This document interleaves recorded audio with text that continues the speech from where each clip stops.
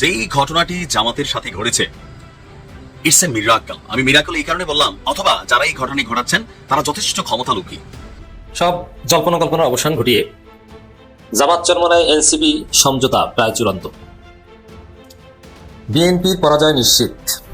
বিএনপির সেই প্ল্যান এলোমেলো হয়ে নিশ্চিতভাবে তারা পরাজিত হবে।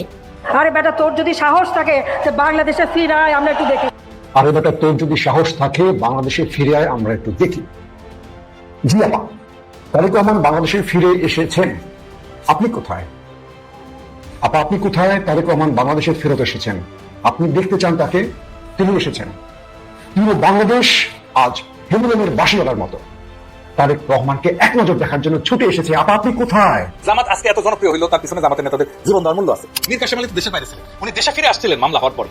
উনি জানেন ওনার ফাঁসি হবে, ওনাকে ফাঁসি দেওয়া হয়েছে, উনি মাথা পিটে নিয়েছেন। হিরোই দেশের মানুষের প্রতি ভালোবাসা বাদ দেন। হাসিনা যদি সত্যি সত্যি নিজের দলের প্রতি ভালোবাসা থাকতো, দেশে ফিরে ফাঁসির দড়ি গলায় নিত। কিন্তু ওই নৈতিক সাহস ত্যাগ করার মানসিকতা তার নাই। কিন্তু ফাপড় নেওয়ার সময় 16 আনার উপরে 18 আনা। শেখ হাসিনা পালায় না, আমি মুজিবের কন্যা। শেখ হাসিনা পালিয়ে গেছে, শেখ হাসিনা নাই, শেখ হাসিনা চলে গেছে, শেখ হাসিনা পালায় না। জামাত যদি একবার ক্ষমতায় আসতে পারে তাহলে কিন্তু সবাই টের পাবে। জামাতের একটা গুণ আছে, এটা কিন্তু আমাদের কিছু দোকানদার আমার বলে আপনি জানার আপনারা আমরা ভোট দিব। সেটা হলো জামাত কমিউনিস্টদের চাইতে শক্ত ডিসিপ্লিন মেনটেন করে। তাদের নেতৃত্ব যদি হুকুম দিয়ে দেয়, ওই যে রোকন টোকন কি দাদা পারিত না, নেতৃত্ব যদি হুকুম দিয়ে যে ওর কাটলে বেসতে যাবে, ওর কাটে দেবে, ওর কাছে আর কোনো নিয়ম কানুন থাকবে না। তাহলে এই একটা ভীষণ ডিসিপ্লিন আছে না। আর জামাতের যখন মন্ত্রী দুজন ছিল, আমি তখন ক্যাবিনেটের জয়েন্ট সেক্রেটারি, নিজে আমি মুজাহিদে, এরা ছিল না মন্ত্রী। তাদের একটা সুবিধা ছিল, তারা যেটা করতো সেটা হলো বাইরে মিটিং টিটিং গেলে তারা তাদের লোকজন দিয়ে সরকারি বিষয়ে মিটিং করতো না। এটা তারা কিন্তু প্রতিষ্ঠিত নিজের প্রাণ থেকে করতো। আর জামাত যারা করে তাদের সার্বিকগুলো টেক কেয়ার করে। বাংলাদেশে দেখা যাচ্ছে এই বেগম জিয়ার জন্য তারেক রহমান না, প্রফেসর কাব্বাস না, আব্দুল আওয়াল মিন্টু না, সালাউদ্দিন না, দেখা যাচ্ছে জামাতের কেউ বেগম জিয়ার জন্য দোয়া করে। আপনারা ঠিক শুনেছেন দর্শক শ্রোতা, কেউ না, বিএনপির কেউ না, জামাত ইসলামের বেগম জিয়ার জন্য তুলে মোনাজাত করে। বাহ, ভাগ্য কি নির্মম পরিহার! যার দল জামাত, যার ছেলে এসে বলে কথায় কথায় জঙ্গিবাদ, মৌলবাদ, যারা প্রতিদিন জামাতে ইসলামকে জাহান্নাম। জামাত এত ভালো দল বা ভালো দল না, দ্যাটস এ ডিফারেন্ট কোশ্চেন, কিন্তু জামাতকে যারা এটা করছে, জামাতের কেউ যদি ডেইলি স্টার এবং ইয়া ভাঙাটা অন্যায় হয় তার বিচার করেন, কোনো সমস্যা নেই। তার আগে যে হাদিস 7 দিন আগে গুলি লাগলো, 7 দিনও ধরতে পারেন না, পুলিশ কি স্টেটমেন্ট দিচ্ছে, কোথায় আছে না আছে জানি না। আপনি 54-এ আপনি কিভাবে মানুষকে ধরতেছেন? আপনি তো কথা দিলেন, এই আইন উপদেষ্টাকে বলতেছি আপনি 54-এ ধরতে পারেন, তাহলে আপনার এক্স ওয়াইফকে ধরেন না কেন? সে মৃত্যুদণ্ড ঘোষণা করতেছে আমাদের, আপনার সামনে ঢুকে না? বেঈমান কোথাকার! আপনি রক্তের সাথে বেঈমানি করে আপনি 54 প্রয়োগ করে আবার সেই কি করতেছেন, দাড়ি টুপি আলাদা ধরতেছেন। আমার মাদ্রাসার ছাত্ররা কি ভুলে গেছেন যাত্রাবাড়িতে কিভাবে রক্ত দিয়েছে? এই রক্তের উপর বেঈমানি করতে লজ্জা লাগে না? লজ্জা লাগে না আপনার? মির্জা ফখরুল ইসলাম আলমগীরের বাবা জন রাজাকার, ওবায়দুল কাদেরের বাবা রাজাকার, আওয়ামী লীগের ভিতরে 8676 জন হলো রাজাকার, বিএনপির 1037 জন রাজাকার, জামাতের মাত্র 37 জন। তাহলে তারা রাজাকারের হেড নিয়ে থাকে, আজকে তারা বড় বড় কথা বলে, এই কথাটা কি যুক্তি? আমার শক্তি এবং সাহসের উৎস আমার এলাকার মানুষ, আমার ভোটার, আমার কর্মী, আমার সামর্থ্য এবং ওনাদের শ্রমে, ওনাদের কষ্টে, ওনাদের খাটাখাটনিতে আমি আজকে এত দূর এসেছি। সুতরাং ওনারা যেটা চাইবেন সেটাই আমার সিদ্ধান্ত। আমি এই সিদ্ধান্ত নেওয়ার আগে সকলের সঙ্গে বসেছি, আমার 2টো উপজেলা, সেই উপজেলার নেতাদের সঙ্গে আমি বসেছি, আমার কর্মী সমর্থক ভোটারদের সঙ্গে আমি বসেছি এবং আমি তাদেরকে প্রশ্ন করেছি আপনারা যা বলবেন আমি সেটাই করবো। ওনারা আমাকে বলেছেন আপনি নির্বাচন না করলে আমাদের আমরা অভিভাবক শূন্য হয়ে যাচ্ছি। তো সেইখান থেকে আমার নির্বাচনের সিদ্ধান্ত। সুতরাং এই সিদ্ধান্তটা আমার নেতা কর্মীদের সাথে আমার একটা সিদ্ধান্ত না। আমি দলকে অনেক আগেই বলেছি যে আমাকে মনোনয়ন যদি দেয়া না হয় আমি স্বতন্ত্র নির্বাচন করবো। এটা আমি কোনো লুকাছাপা হঠাৎ সিদ্ধান্ত, বিষয়টা এরকমও নয়। তরুণ রাজনীতিক হিসেবে যে কয়জন জনপ্রিয় ব্যক্তিত্ব রয়েছেন তার মধ্যে অন্যতম বিএনপি নেতা ইশরাক হোসেন। জুলাইয়ে হাসিনা সরকারের পতনের পর চলতি বছরের মে মাসে তাকে ঢাকার মেয়র হিসেবে দেখতে আন্দোলনে নেমেছিলেন তার ভক্ত সমর্থকরা, আর তাতেই আলোচনায় এসেছিলেন এই তরুণ নেতা। তবে হঠাৎ করে বিএনপি প্রতিষ্ঠাতা ও সাবেক রাষ্ট্রপতি জিয়াউর রহমানের সমাধিতে শ্রদ্ধা নিবেদনের সময় নেতাকর্মীদের মধ্যে তার হুড়োহুড়ি ও বিশৃঙ্খলার একটি ভিডিও সামাজিক যোগাযোগ মাধ্যমে ভাইরাল হয়েছে, আর তাতে আবারও নতুন করে আলোচনা শুরু হয়েছে তাকে নিয়ে।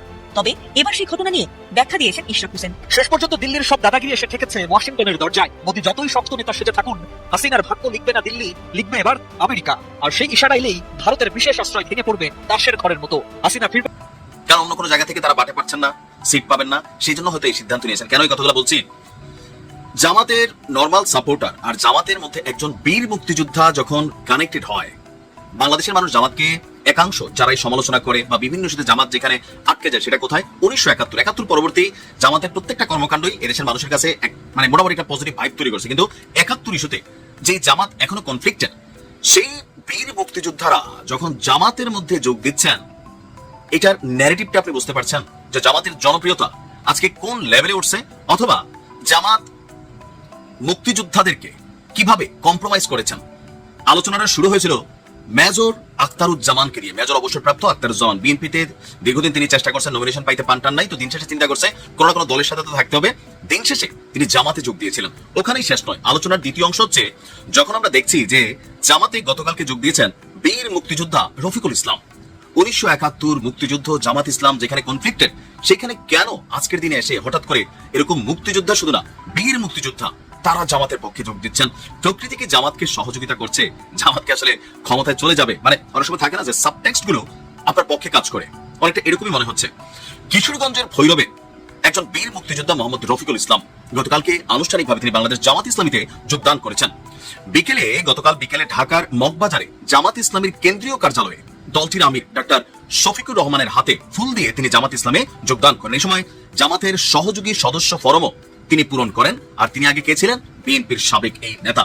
তো যেই দুজন জামাতে এসে যোগ দিয়েছে, আমার কাছে মনে হচ্ছে মেইন আদর্শিক দিক থেকে না, তারা আসলে বিএনপি থেকে মনোনয়ন পায় নাই, এখন স্বতন্ত্র হইলে তারা পাশ করবে না। সো যেহেতু জামাত এই মুহূর্তে একটা হাইপ ক্রিয়েট করে রাখছে, জামাতে আসলে আপনার তারা ক্ষমতায় যেতে পারে বা পাশ করতে পারে, তাদের নিজস্ব একটা ভোট ব্যাংক আছে, সেই সাথে জামাতের সাপোর্ট, দুইটা মিলা 2-4 হয়ে যাবে। যোগদান অনুষ্ঠানে উপস্থিত ছিলেন জামাতের সদ্য যোগদানকারী সাবেক সংসদ সদস্য, কিশোরগঞ্জ জেলা বিএনপির সভাপতি, বীর মুক্তিযোদ্ধা মেজর অবসরপ্রাপ্ত আখতারুজ্জামান, কিশোরগঞ্জ জেলা জামাতের আমির আপনার অধ্যাপক রমজান আলী। অর্থাৎ এই কিশোরগঞ্জ থেকে প্রথম মেজর আখতারুজ্জামান জয়েন করার পর বিএনপির আরেক নেতা জয়েন করলেন, দুজন একই এলাকার। রফিকুল ইসলাম বিএনপির প্রতিষ্ঠা লগ্ন থেকে রাজনীতিতে সক্রিয় ছিলেন। তিনি ভৈরব পৌর বিএনপির সভাপতি হিসাবে দায়িত্ব পালন করেছেন। কিশোরগঞ্জের ভৈরব রফিকুল ইসলাম মহিলা কলেজেরও তিনি প্রতিষ্ঠাতা। এছাড়া হালিমা সাদিয়া মহিলা মাদ্রাসা, ফাতেমা রমজান সরকারি প্রাথমিক বিদ্যালয়, শহীদ আব্দুর রহমান কিন্ডারগার্টেন সহ বিভিন্ন মাদ্রাসা মসজিদের প্রতিষ্ঠাতা। 60-এর দশকের ছাত্র আন্দোলনের কর্মী রফিকুল ইসলাম ডাকসুর নির্বাচিত নাট্য এবং প্রমোদ সম্পাদক ছিলেন। তো এত প্রথিত যশা একজন ব্যক্তি কেন মনোনয়ন পেল না, সেটা হয়তো বিএনপির জন্য একটা প্রশ্ন। আর যার কারণে উনার স্বাভাবিকভাবে এলাকায় জনপ্রিয়তাটা, ওনার তৈরি যে প্রতিষ্ঠানগুলোর নাম বললাম, সেখান থেকে আপনি বুঝতে পারেন যে কি পরিমাণ ওনার এখানে হাইব এবং ভাইবা আছে। আর এটার সাথে যদি জামাত যোগ হয়, ভিন্নতা আসবে। এখন সবকিছু মিলিয়ে প্রকৃতিতে যাই ঘটে আল্লাহ পাকের ইশারায় ঘটে, তাই না? এখন এই ঘটনাগুলো কিন্তু ছোট ছোট একটা সিমটম আকারে আমার কাছে মাঝে মাঝে মনে হয় যে এইবার আমি বাংলাদেশ থেকে ঘুরে আসছি, তো সবকিছু মিলে জামাতের আমির যেমন বলছিলেন 47-এর পর এই দিনের জন্য অপেক্ষা করছিল জামাত, আজকে কিন্তু আসলেই কোথাও না কোথাও সেই দিন কি চলে আসছে।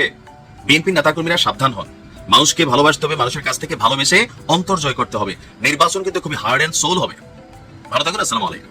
সব জল্পনা কল্পনার অবসান ঘটিয়ে জামাত চরমনায় এনসিপি সমঝোতা প্রায় চূড়ান্ত।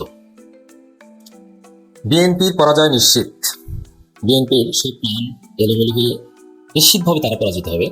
এখানে এনসিপির জামাতের সাথে জোট করা যে শর্তে বা যে কয়টা আসনের বিনিময় হোক না কেন, ডিটেলস আসছি, মোটামুটি গোছালো এবং কনক্রিট কিছু তথ্য আমরা পেয়েছি। এবং এনসিপির অভ্যন্তরীণ যত বাধা ছিল জামাতের সাথে জোট করতে, সেই বাধা কেটে গিয়েছে। কিছু নারী নেত্রী যারা খুব যে সাবেক বাম একটু অ্যালার্জি ছিল, এখন তারাও লাইনে এসেছেন যে না, জীবন বাঁচাতে হলে, সুষ্ঠু ভোট নিশ্চিত করতে হলে, জুলাইকে বাঁচাতে হলে জামাতের সাথে জোট করা ছাড়া আর কোনো উপায় নেই। এখন এনসিপি নেতারা সবাই রাগ ঢাক ছেড়ে ফেসবুকে জামাতের সাথে জোট করা কেন জায়েজ, কেন প্রয়োজন, যুক্তি কি, সেই যুক্তি দিচ্ছে। এর মানে বাধা বিপত্তি ওভারকাম হয়ে গেছে। এখন আসুন কয়টা কোন জায়গায় কি দেওয়া হবে এগুলো বাকি, আপনার 29 ডিসেম্বরের মধ্যে একটা ঘোষণা শুনতে পারেন। এটা খুব জরুরি, এটা সবচাইতে তাৎপর্যপূর্ণ তারেক রহমানকে ঠেকাতে, বিএনপিকে ঠেকাতে। কারণ আমি যে কথাটা বারবার বলি, এবং এটা বারবার বলতে হবে, মানুষকে জানিয়ে দিতে হবে যে তারেক রহমান ভারতকে ম্যানেজ করেছে যে জামাত ক্ষমতা আসবে, জামাত ঠেকাও, যে কোনো মূল্যে নির্বাচনে কারচুপি করে হোক, যেভাবে হোক, জামাত ঠেকাও। এটা হচ্ছে তারেক রহমানের থিওরি, ভারতের থিওরি। এবং অনেকেই মনে করে যে দল বাংলাদেশের স্বাধীনতার বিরোধিতা করেছে সেই দেশে ওই দল ক্ষমতা আসবে, এটা হতে দেওয়া যাবে না। আর জামাত তো সারা জীবন সেকেন্ড ক্লাস সিটিজেন ছিল, এদেরকে পিটাও, এদেরকে এই করো সেই করো, ডিহিউম্যানাইজ করো। এবং এটা অনেক ক্ষেত্রে সম্ভব ছিল। এবং কেউ কেউ কথাও বলতো যে জামাত ক্ষমতায় আসলে ভারত প্রয়োজনে পারমাণবিক বোমা হামলা করে, মানে এটা প্রত্যেকই অর্থে, মানে এতটা সিরিয়াস হবে এটা বোঝাতে বলেছে। অতএব জামাত ঠেকাও। এই ষড়যন্ত্র হয়তো কিছুটা হলেও বাস্তবায়ন করতে পারতো, অথবা একটা বিশৃঙ্খল পরিস্থিতি তৈরি করতে পারতো। জামাত ঠেকাও। আওয়ামী লীগ বিএনপি এখানে এক হয়ে গেছে অলরেডি, আওয়ামী লীগ বিএনপির মধ্যে কোনো পার্থক্য নেই। এটা পিনাকি ভট্টাচার্য হাতে কলমে দেখিয়ে দিয়েছেন যে বিএনপি হচ্ছে ভারপ্রাপ্ত আওয়ামী লীগ। এর মানে আওয়ামী লীগের যত পান্ডা সব এখন বিএনপি। কিন্তু মনে রাখবেন, একটা কথাই বারবার বলবেন, এই এনসিপির ছেলেরা, জুলাই যোদ্ধারা, জুলাই নেতৃত্ব দানকারী শক্তি যে জোটে থাকবে, তাদেরকে ভুজুং ভাজুং বুঝিয়ে তাদেরকে পরাজিত করে, তাদের চোখের সামনে ভোট চুরি করে, তাদের এজেন্টকে বের করে দিয়ে কেউ ক্ষমতায় বসবে, এটা স্বপ্নেও কল্পনা করবেন না, এটা সম্ভব নয়। এনসিপি এবং শিবির, এনসিপি ছিল না কিন্তু এই নাহিদ আসিফরা তো ছিল, আসিফ মাহমুদ এনসিপিতে যোগ দিচ্ছেন, জামাত জোটে আসেন। তো এই এনসিপির ছেলেরা এবং শিবির, জামাত, আমির জামাত জনবল সাপ্লাই দিয়েছেন, এরাই তো হাসিনার জয় বাংলা করেছেন। হাসিনার ফাইন্ডিংস কি, আওয়ামী লীগের ফাইন্ডিংস কি? যে এনসিপির ছেলেরা এরা ছিল সামনে, আর পর্দার অন্তরালে জামাত এবং শিবির আজকে হাসিনা আওয়ামী লীগের এই অবস্থা করেছে। এটা তো হাসিনা পালানোর পরও বিভিন্ন সময় কয়েকবার বলেছে, এবং আসাদুজ্জামান খান কামালের ফাঁসি রায়ের পরও বলেছে যে এটা সাধারণ জনগণকে কাজে লাগিয়ে এটা শুধুমাত্র শিবির করেছে, জামাত করেছে। বিএনপি তো বলে দিয়েছিল যে আমরা কোটা সংস্কার আন্দোলনের সাথে জড়িত নই। বিএনপির কোনো কর্মসূচি ছিল না, সমন্বয়ক কেউ ছিল ছাত্রদল, কিন্তু শিবির ছিল। শিবির 9 দফা দিয়ে আন্দোলন চালিয়ে নিয়েছে, 9 দফাকে এক পর্যায়ে 1 দফা বানিয়েছে। অতএব এটা বাংলাদেশের রিয়েলিটি, এস্টাবলিশড। আপনি এটাকে ইউনিভার্সাল ট্রুথ বলতে পারেন। যেখানে জামাত, শিবির এবং এনসিপির ছেলেরা আছে, তাদেরকে বোকা বানিয়ে ভুজুং বাজুং বুঝিয়ে কেউ ভোট চুরি করে ক্ষমতা আসবে, দিস ইজ আটারলি ইম্পসিবল।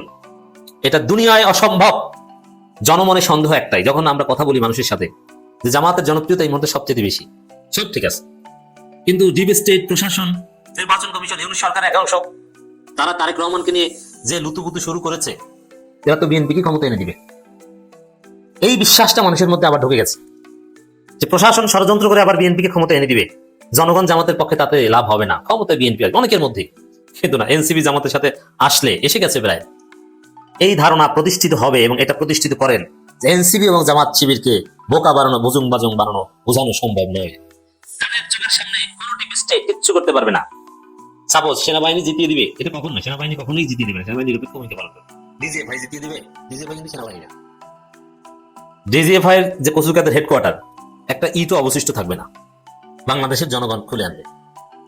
এই এনসিপির পূর্বের যেটা নাগরিক কমিটি ছিল, সেখানে ছিল শহীদ ওসমান হাদি, আর ওসমান হাদিকে ধারণ করে এখন জামাত ইসলামী।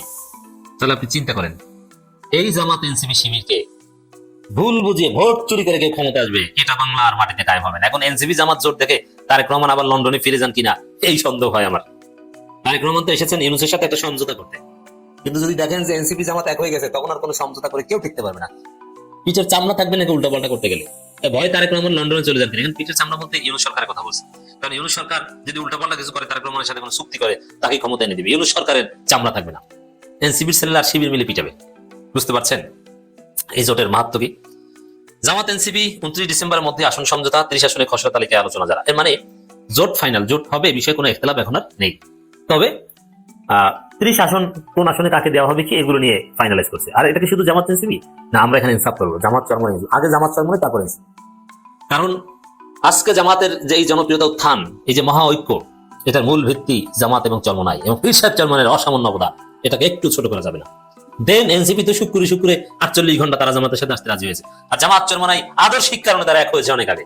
এনসিপির সাথে জোটটা হচ্ছে নির্বাচনী কৌশলগত, বিএনপি ঠেকাও, মাসলাহাতে মুরসালাত, তুলনামূলক কম খারাপ। এনসিপির ছেলেরা ভালো না, কিন্তু তুলনামূলকভাবে বিএনপি চেয়ে তো ভালো। কিন্তু জামাত চরমনাই তারা ইসলামের পক্ষের শক্তি, তারা ভালো। জামাতও যা, চরমনাই তা, জামাতও ইসলাম, চরমনাই ইসলাম। জামাত দুর্নীতিমুক্ত, চরমনাই দুর্নীতিমুক্ত। জামাত চাঁদাবাজি করে না, চরমনাই চাঁদাবাজি করে না। অর্থাৎ জামাত চরমনাই জোট হচ্ছে আদর্শিক জোট, আর এনসিপি হচ্ছে নির্বাচনী কৌশলগত পার্টনার, এটা মনে রাখতে হবে।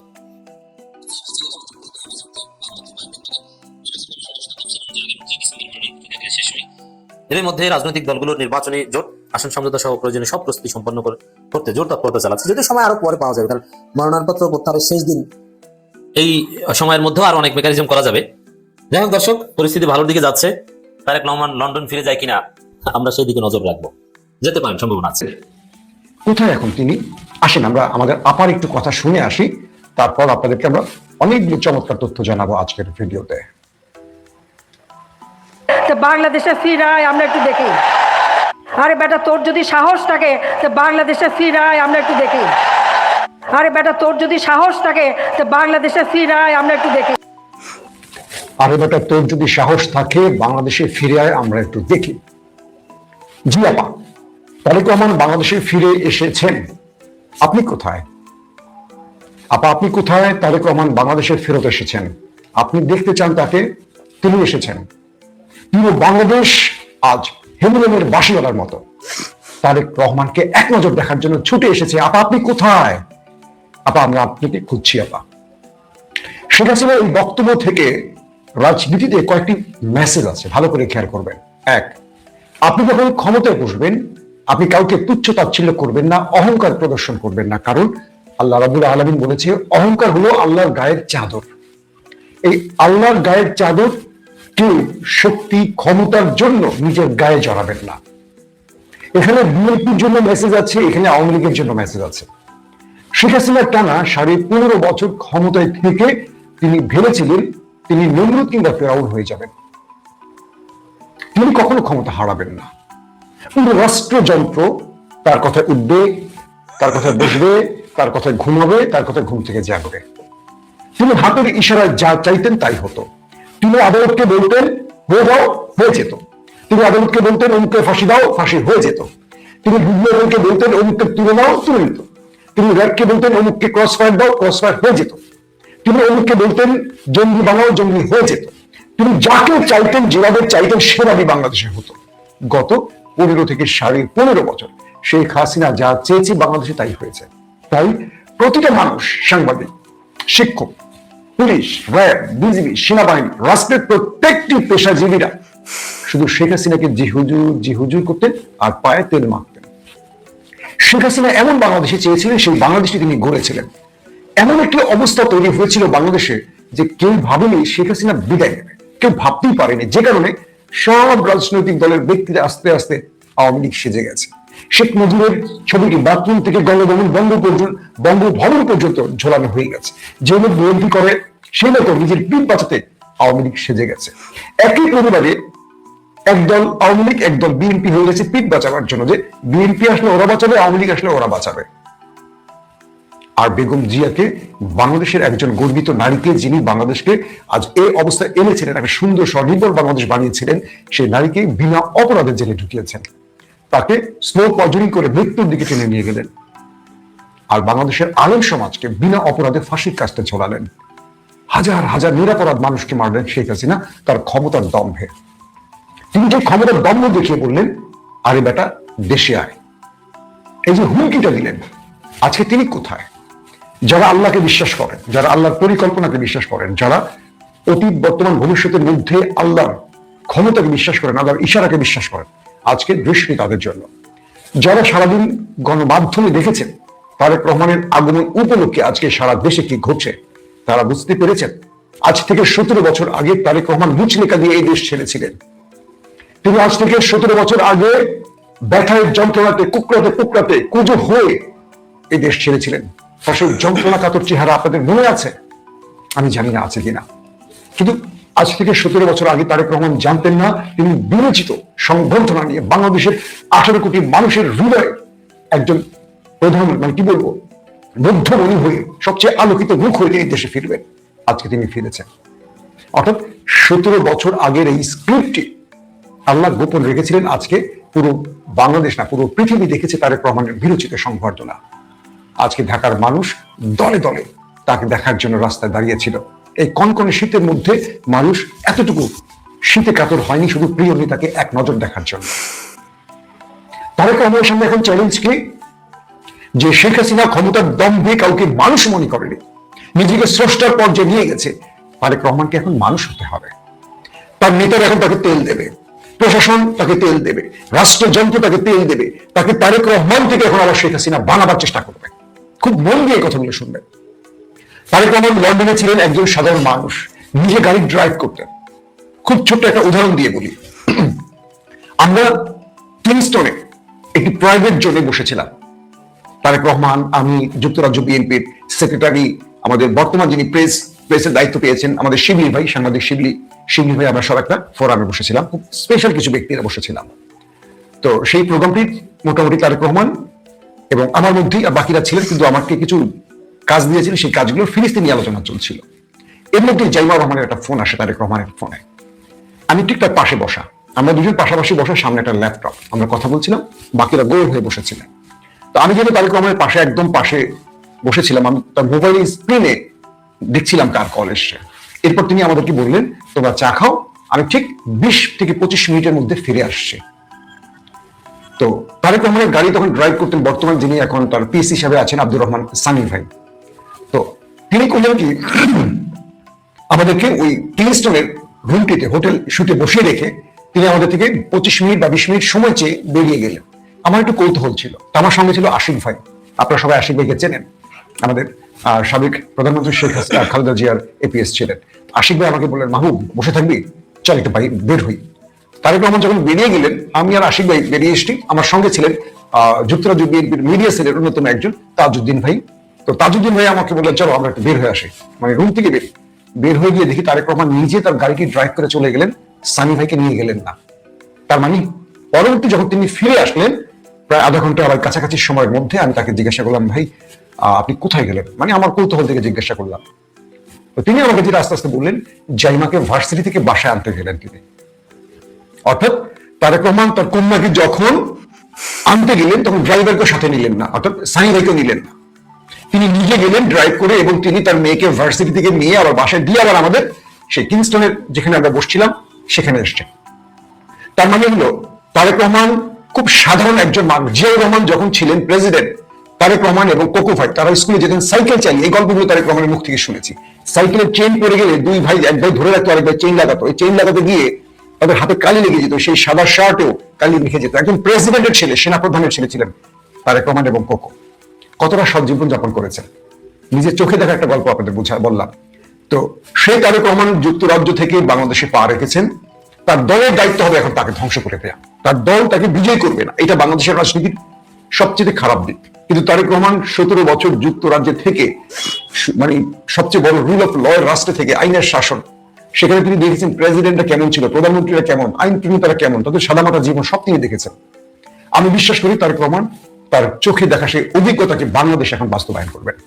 যত বড় নেতারাই তাকে তেল দেখ না কেন, যত বড় চামচা চামুন্ডারা তার পায়ে মানে মালিশ করুক না কেন, তিনি যেন এমন একটি রাষ্ট্র গঠন করতে পারেন যে রাষ্ট্র বাংলাদেশের 18 কোটি মানুষ দেখার অপেক্ষায় আছে। আগামী নির্বাচনে যেই ক্ষমতায় আসুক, আমি এটুকু বিশ্বাস করি বিএনপি বা জামাত তাদের মধ্যে কেউ ক্ষমতায় আসবে। জামাত একটা চ্যালেঞ্জিং পজিশনে আছে এই মুহূর্তে, কারণ বিগত তারেক রহমানের আগমন আগ পর্যন্ত সবকিছু জামাতের কন্ট্রোলে ছিল। আজকের দিনটি চলে গেছে পুরোপুরি তারেক রহমানের কন্ট্রোলে, অর্থাৎ বিএনপির কন্ট্রোলে। আগামী দিন থেকে জামাত প্রতিটা পদক্ষেপ খুব হিসেব করে ফেলবে। এই দুটো দল একটু ভুল করলে যে কেউ রাজনীতির খেলার দৌড়ে পিছিয়ে পড়ে যাবে। সো জামাত প্রতিটি পদক্ষেপ হিসেব করে ফেলছে। আজকে আমরা তারেক রহমান বাংলাদেশের মাটিতে পা রাখার পর যে দৃশ্য দেখেছি, মানুষের তাকে নিয়ে উৎসাহ উদ্দীপনা উৎসব, আইন শৃঙ্খলা বাহিনীর যে উপস্থিতি, সব শ্রেণীর আইন শৃঙ্খলা বাহিনীকে তাকে সর্বোচ্চ নিরাপত্তা দিয়ে আনা, তার যে বক্তব্য, কিঞ্চিত বক্তব্য আমরা একটু শুনে না আসলে আপনাদের সাথে অবিচার করা হয়ে যাবে। একটু শুনে আসি।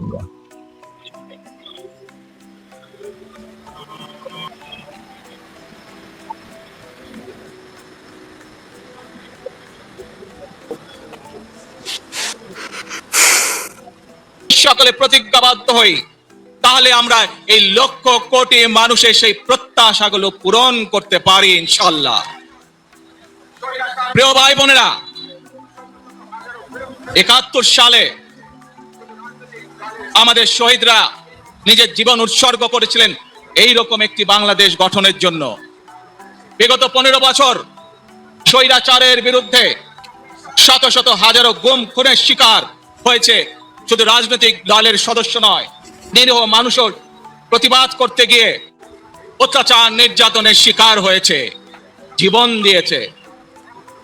2024 সাল মাত্র সেদিনের ঘটনা। কিভাবে আমরা দেখেছি তিনি আমাদের দেশে পা রেখে তার প্রিয় জনগণ, আমাদের দেশে যারা হাজার হাজার মানুষ, লক্ষ লক্ষ মানুষ ছুটে গেছে, তাদের উদ্দেশ্যে বক্তব্য রেখেছিলেন। অনেক মূল্যবান কথা বলেছিলেন তিনি আজকে, সেটা হয়তো গণমাধ্যমে দেখেছেন। আমাকে একজন লিখেছেন, আপনিও কি বিএনপির দালালি শুরু করেছেন? না ভাই, আমি সাংবাদিকতা করি, কোনো দলের দালালি করতে পছন্দ করি না। তারেক রহমানের কাছে আমার অনেক প্রত্যাশা। আমি তাকে কাছ থেকে দেখেছি বলেই বললাম। আমি প্রতিটা দলের প্রতি শ্রদ্ধা রেখে বলি, যারাই দায়িত্বে আসবেন রাষ্ট্রের জন্য কিছু করবেন, এটা আমার বিশ্বাস। কিন্তু আমি সকালে একটি লাইভ বলেছিলাম তারেক রহমানের সামনে কি কি চ্যালেঞ্জ, সেটা দেখলে হয়তো বুঝবেন যে কোনো পক্ষের দালালি করছি না। যেটি বলছিলাম যে তারেক রহমানকে এই মুহূর্তে খুব শক্ত সিদ্ধান্ত যেমন নিতে হবে, খুব সূক্ষ্মভাবে পদক্ষেপ নিতে হবে। কারণ তাকে যে সিন্ডিকেট ঘিরে রাখে, পূর্বের মতো তাকে ভুল করাতে বাধ্য করবে। রাষ্ট্রযন্ত্রের ইউনুসের মতো একজন ডাকসাইটের ব্যক্তি, হয়তোবা তিনি রাজনীতিবিদ না, তাকে দিয়ে অনেক ভুল পদক্ষেপ নিয়েছে এবং তাকে চরম, মানে তিনি যখন বাংলাদেশের সবচেয়ে জনপ্রিয় ব্যক্তি, সেই সময়টিতে তিনি বসছিলেন প্রধান উপদেষ্টার চেয়ারে, কিন্তু আজকে তিনি সবচেয়ে বেশি বিতর্কিত হয়ে গেছে। এই সিদ্ধান্তগুলো একজন ব্যক্তি নিতে পারে না, তাকে অনেকে নিতে বাধ্য করে তার চারপাশ। তারেক রহমানকে চয়েস করতে হবে তার পাশে আসলে কারা বসবেন, কারা বসছেন, তারা কি চিন্তার মালিক, তারা কি দিল্লিপন্থী নাকি তারা বাংলাদেশপন্থী। তারেক রহমানকে চিন্তা করতে হবে তার পাশের ব্যক্তিরা কি লুটেরা নাকি তারা সৎ ব্যক্তি। তারেক রহমানকে চিন্তা করতে হবে তারা কি ইসলাম বিশ্বাসী নাকি ইসলাম বিদ্বেষী।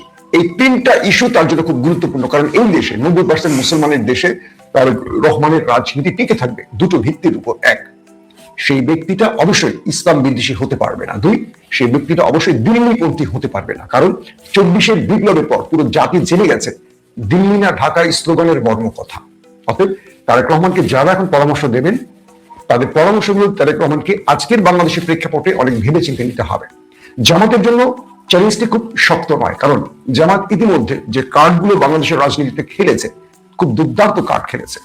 আগামী 3 তারিখ জামাতের একটা বিশাল মহাসমাবেশ হচ্ছে। 27 তারিখে 8 দলের বৈঠকে সিদ্ধান্ত হবে কাকে কটি আসন দেওয়া হচ্ছে, অর্থাৎ 8 দলের যে জোটটি হচ্ছে, কোয়ালিশন হচ্ছে, সেই কোয়ালিশনে স্পষ্ট হবে কে কটি আসন পাচ্ছে। ইতিমধ্যে এনসিপি থেকে কিছু সিগন্যাল পাওয়া গেছে, যদিও কনফার্ম না, কিন্তু কিছু সিগন্যাল পাওয়া গেছে।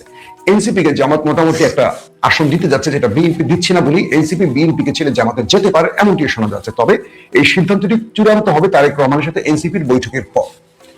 এখন বাংলাদেশের নির্বাচনকালীন যে রাজনীতিটা শুরু হচ্ছে, সেখানে তারেক রহমান বিএনপির জন্য অবশ্যই ট্রাম্প কার্ড। কিন্তু তারেক রহমানের একটা ভয়ের জায়গা হলো তার রাজনৈতিক দলটির বিশৃঙ্খল অবস্থা, নেতাকর্মীদের ওলট পালট যে সিদ্ধান্তগুলো বা নেতাকর্মীদের আদর্শচ্যুতির যে বিষয়গুলো, এটা তাকে ভোগাবে। এক তারেক রহমান সৎ নির্ভীক হলে হবে না, এক তারেক রহমান আইনের শাসন মেনে চললে হবে না, পুরো দলটাকে সেই পথে আসতে হবে। দলটার মধ্যে যেই অনৈক্য, একে অপরের দিকে তেড়ে আসা, একে অপরকে হত্যা করা, মনোনয়ন শনাক্ত করা চূড়ান্ত হওয়ার পর তাদের মধ্যে নিজেরা যে কামড়াকামড়িগুলো করেছে, এটা আরো চরম আকার ধারণ করতে পারে। আসছে নির্বাচনগুলোতে বিভিন্ন জায়গায় স্বতন্ত্র প্রার্থী হয়ে বিএনপি ব্যক্তিরা দাঁড়াতে পারে নানান রকম। আবার বিএনপি যাদেরকে তাদের কোয়ালিশনে নেবে, দেখা যাবে সেখানে একাধিক ব্যক্তি ধানের শীষ নিয়ে দাঁড়িয়ে যেতে পারে। এরকম নানান রকম সমস্যা বিএনপিকে ফেলবে। আজকের দিনটি বিএনপির, আজকের দিনটি তারেক রহমানের, কিন্তু কালকের দিনটি তারেক রহমান তার পক্ষে রাখতে হলে অবশ্যই জামাতকে মোকাবেলা করতে হবে। কারণ জামাত আজকের দিনটা নাই, জামাত আগামী 5 বছরের পুরো প্ল্যান সাজিয়ে রেখেছে, কখন কোথায় কি করবে। তাদের এই প্ল্যানের মধ্যে কেউ 1 ইঞ্চি ঢুকে এলোমেলো করতে পারবে না। একটা সফটওয়্যারের মতো, তারা পুরো কম্পিউটারের মতো। তারা ভুল করতে, তারা ভুল করে না সেটি বলবো না, তারা খুব কম ভুল করে। জামাত যদি কলা গাছকে মনোনয়ন দেয়, কলা গাছই দাঁড়াবে, কেউ পাশ থেকে কোনো বেগুন গাছ এসে বলবে না বা তাল গাছ এসে বলবে না আমিও দাঁড়াবো। কিন্তু বিএনপি এটা করতে পারবে না। বিএনপির মধ্যে অনেকটা স্ট্রংলি বিএনপিকে ক্ষতিগ্রস্ত করে। তো মূল জায়গাটা হলো যে মূল খেলাটা হবে শেষ পর্যন্ত জামাত এবং বিএনপির মধ্যে। এবং তারেক রহমান যেহেতু এই মুহূর্তে বিএনপি ট্রাম্প কার্ড, তিনি তার সমস্ত পরিকল্পনাগুলো, তিনি যে বিগত সময় গঠনমূলক বক্তব্য দিয়েছেন, সেখান থেকে তিনি এবার তার রাজনৈতিক দলটির মধ্যে ইমপ্লিমেন্ট করবেন, সেটাকে বাস্তবায়নের চেষ্টা করবেন। এখন তারেক রহমানকে তার দল কতটুকু সহযোগিতা করতে পারে। আজকের দিন থেকে বিএনপির নতুন যাত্রা শুরু। 17 বছর পর বাংলাদেশের মাটিতে এসছেন তুমুল জনপ্রিয় একজন নেতা, এতদিন যার প্রত্যাশা ছিল 18 কোটি মানুষ। এখন তিনি সেই প্রত্যাশা বাস্তবায়ন করবেন। তাকে নিয়ে আনন্দবাজার সহ মুন্ডুকরা যে গুজবগুলো ছড়িয়েছে, এটাকে সত্য প্রমাণ হবে। তিনি কি দিল্লি পন্থা নেবেন, নাকি জিয়া পরিবার যেভাবে পূর্বের মতো রাজনীতি করেছে, শহীদ প্রেসিডেন্ট জিয়াউর রহমান কিংবা বেগম খালেদা জিয়া যারা বাংলাদেশের পক্ষে রাজনীতি করেছে, সেই রাজনীতিটাই তারেক রহমান করবেন, সেটা উন্মোচিত হবে সামনের দিনে তার কর্মকাণ্ড এবং বক্তব্যের মধ্যে। এবং জামাত এখান থেকে রাজনীতিটা শুরু করবে। যদি তারেক রহমান কোনো একটি সিদ্ধান্তে দিল্লি পন্থার দিকে এগিয়ে যান, জামাত ওটাকে চুম্বক পয়েন্ট করে রাজনীতিটাকে খেলবে। কারণ বাংলাদেশের মানুষ আগামী দিনগুলোতে দিল্লিকে এই দেশে কোনো ক্ষেত্রে চায় না। সো তারেক রহমান এই মুহূর্তে গেছেন তার মা বেগম খালেদা জিয়ার সাথে দেখা করতে এভারকেয়ারে। একটা সেখানে হৃদয় বিদারক দৃশ্যের অবতারণ হবে। অসুস্থ মা তাকে তার প্রিয় ছেলে দেখতে এসছেন স্বদেশে। এই দৃশ্যটা আজকে আমরা আমাদের স্মৃতির পাতায় রাখতে চাই। এতদিন বেগম জিয়া যেতেন তারেক রহমানকে দেখতে লন্ডনে, তারেক রহমান আসতে পারতেন না। এবার তারেক রহমান তার মাকে দেখতে আসছে। পৃথিবীর কোনো শ্রেষ্ঠ কবি যদি দুটো লাইন লিখতে যান, এর চেয়ে শ্রেষ্ঠ লাইন আর কখনো হবে না। মাকে দেখতে তার ছেলে এসছে দীর্ঘদিন পর, প্রবাস থেকে নির্বাসিত জীবন কাটিয়ে। বাংলাদেশের স্বপ্নটা এখান থেকে শুরু হোক, বাংলাদেশের যাত্রাটা এখান থেকে শুরু হোক, বাংলাদেশের ঐক্যের রাজনীতির যাত্রাটা এখান থেকে শুরু হোক। আমরা চাই 71 ইস্যুতে আর গালাগাল নয়। আমরা চাই বিভাজিত জাতি নিয়ে দিল্লিকে সুযোগ করে দেওয়ার সেই রাস্তাটা আর তৈরি করতে না। আমরা চাই হাদির বিচারটা যেন হয়। তারেক রহমান আজকে হাদিকে নিয়ে কথা বলেছেন। আমরা বিশ্বাস করি আগামী দিন তারেক রহমান তার নতুন বাংলাদেশের নতুন দিনটিতে হাদির খুনিদের বিচার চাইবেন এবং বাংলাদেশের রুল অফ ল এর জন্য তিনি শেষ লড়াইটা চালাবেন। প্রত্যেকে ভালো থাকবেন। আল্লাহ হাফেজ। গতকালকে তো সারা দিন মানে সেই সকাল থেকে নিয়ে বিকাল পর্যন্ত একটাই আলোচনা, তার